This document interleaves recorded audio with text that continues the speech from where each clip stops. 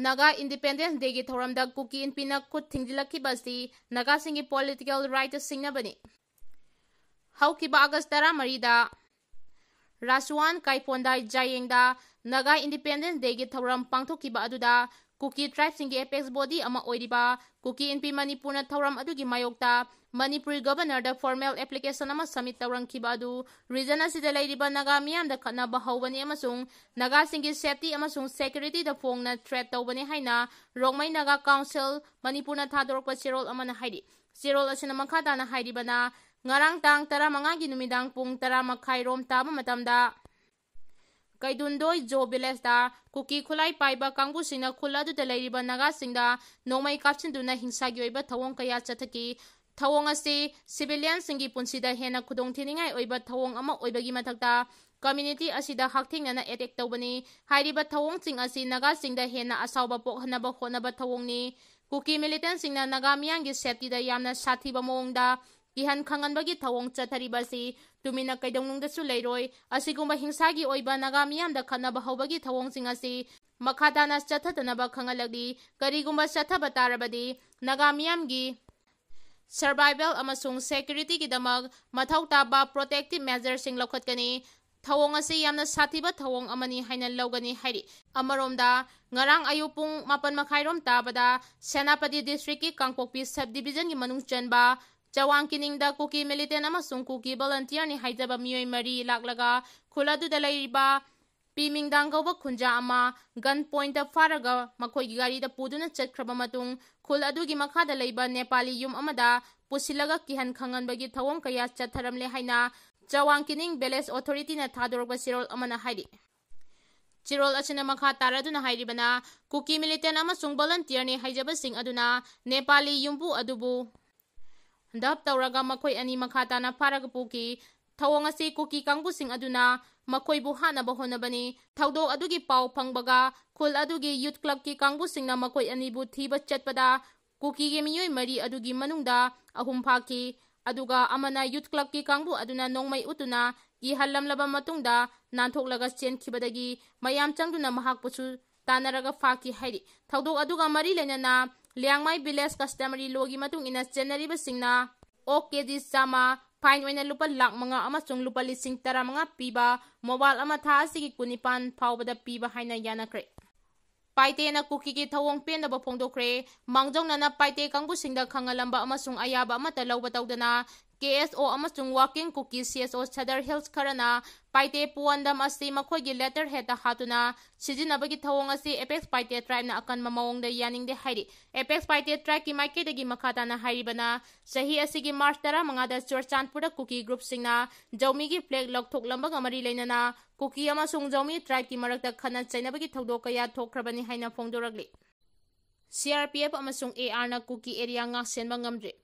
Imphal East amasung Kangpokpi district alona bada leiriba buffer zone gi sensitivity asi mafam atuda deploy tawriba 37 Subasam Rifles amasung CRPF na ningtina nga senba ngamdre haina Singdai area core committee gi maike degi pendaba phongduragli committee asi gi maike degi hairibana haukiba August 13 da Kangpokpi district ki cycle subdivision gi manung chanba Kuki khulama oiriba Si Zaulan village da Arambai Tengol gi kangbu sing chanung da leiriba CRPF amasung 37 Subasam Rifles na mateng piduna amasung safe passage piduna changhalaki thawong asi lambi sengdopagi mingda changsilakibani Singdai da leiriba Kuki khulsing asi lisingani kulhumdoi gi me kunthra matoida Maitai group singna tumna mai thakibadagi asigumba thawdo sing asi makhatana thokdanaba buffer zone senduna security na ngak senduna lakibani Central Force na chatakiba thawong asi yamna ningba kainingaini thawong asi na makhoi mafam aduda leibada sep oigani haibada thajadre haiki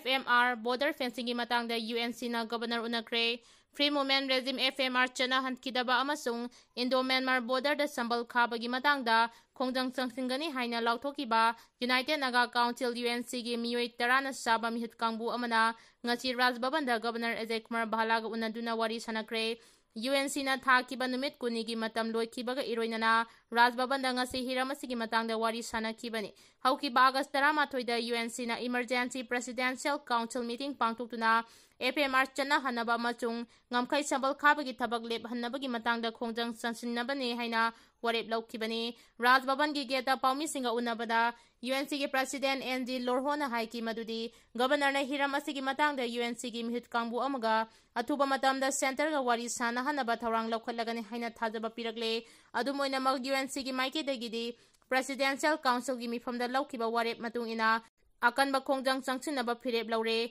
Mamangda laktokibagi matung ina Nagagi homeland da sambal khajilakpa amasung free movement regime chana hankidabagi mayokta numit 15 nigi manungda khongjang changsinaba tharang taure. Numit nini humni gi manungda UNC gi mihut kangbu amaga center ga wari sanahanabagi matangda governor na thajaba pirakkhrabasu matik chaba tharang laukhalaktrabadi Presidential Council gi mifamna laukiba wareptagi khongpham amata handokloi hainasu UNC gi President ND Lorhona makhatana phongdoki. Raj Bhavan da ngasi pangthokiba mifam aduda Manipur lenga ki Home Commissioner and Ashok Kumar Singha chu sarugya ki. UNC gi maike tegi lup asigi President ND Lorhor, Vice President and Gonmai Paujan, General Secretary Barayo Sachang, Information and Publicity Secretary Hais Jemas Hau, UNC Working Committee Convener Jemchan Remai, Working Committee ki Member AC Tocho, Naga Women Union ki President T. Hai Priscilla Tiumai, Union asigi Vice President Lungbila Maram, Ansam ki President Angtay Sam Maring Amadi, General Secretary Isaac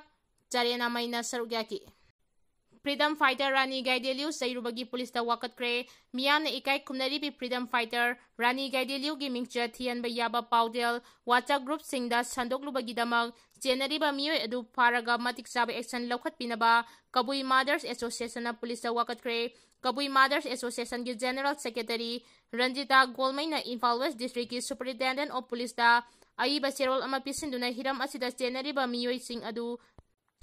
BNS ki section 356 of 3, 356 of 2, 156 amadi 152 gi makhada matik sab action lokat pinaba wakat kibani. Ranjita Golmaina pisin kiba wakat cherol adugi matungina miyam na ikai khumnari bi Rani Gaideliu gi mingcha thian bayaba mong da aranba pau sandogi ba miyoi singna chatakiba thawong adu Freedom Fighter adugi imung manung Naga Puru Manipur gi miyam amadi India gi miyoi pumnamakta ikai ba pibani haina lokpham thoi. Freedom Fighter amadi mingcha thian bayaba paudel chemlaga social media da sandoragli ba miyoi sing adugi matakta action lokhat kadabani hairi. Churachandpur dagi mangkiba ama Sina phangle haukiba sagol chen numit ki numidang wairamda singdagi usoi thiba chatkiba dagi mafang khangdana mangkhraba Churachandpur district ki Tuibong dagi Sokongam Paite sahin nimpumanga kauba miyo ema Bisnupur maram dagi ngarang Sina phangle hairi. Thaudo asigi matangda press na pangba pauna hairibana Sokongam Paite mafang khangdana mangkiba adu nauna amuk kangluk ki irang tholaktuna asi ana yaukraba haina Churachandpur amasung Bisnupur district ki security force na singi saruk sing yauna mafang kayada paksana thiba humbagi thabak chathaki. Operation adu da Paite hairiba miyoi adu mahaki mayumdagi kilometer 10 rom chatlaga laiba. Operation adu da Paite hairiba miyoi adu mahaki mayumdagi kilometer 10 rom chatlaga laiba electric transformer amagi mayada ngarang ayuk siduna leiramba thengnaki. Mahang matau karamna sikhibano haibadu haudikmaki oina chapchana khangba ngmdre. Adubu high voltage electric line na maram oiraga siba oiramgadra haibagi singnaba leiri. Lamdam asida singnaba kaya mayoknarabasu law and order gi phibam phagalaktuna santi lakpa hore haina governor na phongdokre. Kanglu ki irang mayoknariba state asina haudik lairiba president rule gi lengal sasan asigi makhada singnaba kaya mayoknaraglabasu tamna law and order gi phibam phagalaktuna santi hajilakpa hore haina Manipuri Governor Ajay Kumar Bahalana ngarang first MR gi Parade ground na pangthokiba Independence Day thoram gamari lainana wangang laduna phongdokre. Governor na makhata na haikibada state asina haukiba tha khara sida law and order gi phibam letana phagalakpa loinana tangdulai taba phibam ama hanjilakpa hore. Security force na lairiba irang ase mapung phana control toba ngamle. Security force ki maike degi khudong thiningai oiba mafam chingda area domination yauna mafam kayada letana thiba humbagi thabak chathari. Loinana extortion amasung criminal activities sing mapung phana lakshina bu honari state asina singnaba kaya ama thengnarabasu Chaukat Taurangi Tabak Kumang Chauksina Paikat Bangamle, State Government Amasung Central Government and Lamdamasi Laiba, Tongan ba Civil Society Organization Sing Amasung, Miam Galoina Santi Tamnaba Taurankaya Amasu Left and Paikali, Masi Oiduna Su Aikoi Kunimaki Marakta Amaga Tajana Batanduna, Amukhana Hanagi Pibam da Nuxisana and Lainaba Hotnaba Matautai Haiki.